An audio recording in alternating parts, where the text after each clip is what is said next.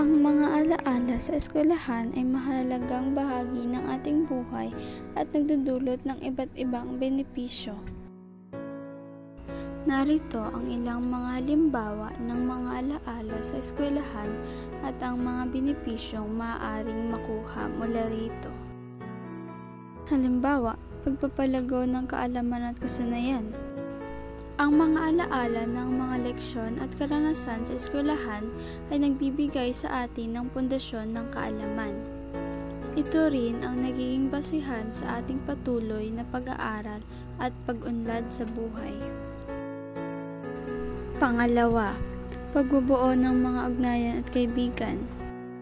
Sa eskwelahan, nakakabuo tayo ng mga kaibigan at ugnayan na madalas ay nagtatagal ng mahabang panahon.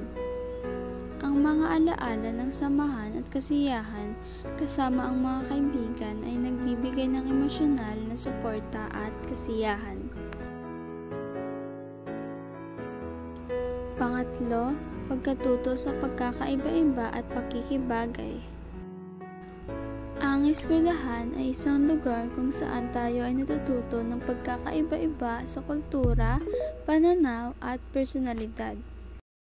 Ang mga alaala ng pakikisalamuha sa iba't ibang tao ay nagtuturo sa atin kung paano makibagay at umunawa sa iba.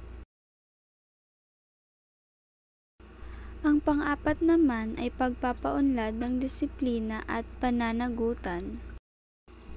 Ang mga alaala ng mga proyekto, pagsusulit at iba pang mga gawain sa eskwelahan ay tumutulong sa atin na maging disiplinado at may pananagutan sa ating mga tungkulin.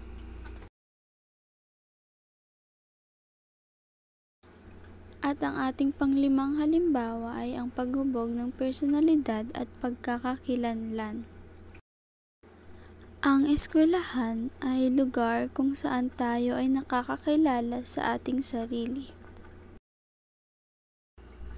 Ang mga alaala ng mga paboritong asignatura, guro at aktibidad ay nagbibigay sa atin ng pananaw kung ano ang ating mga hilig at interes.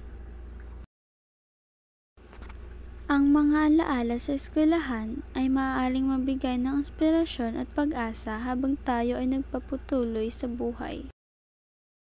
Sila rin ang nagsisilbing gabay at paalala sa ating mga pinanggalingan at sa mga taong tumulong sa ating pag-unlad.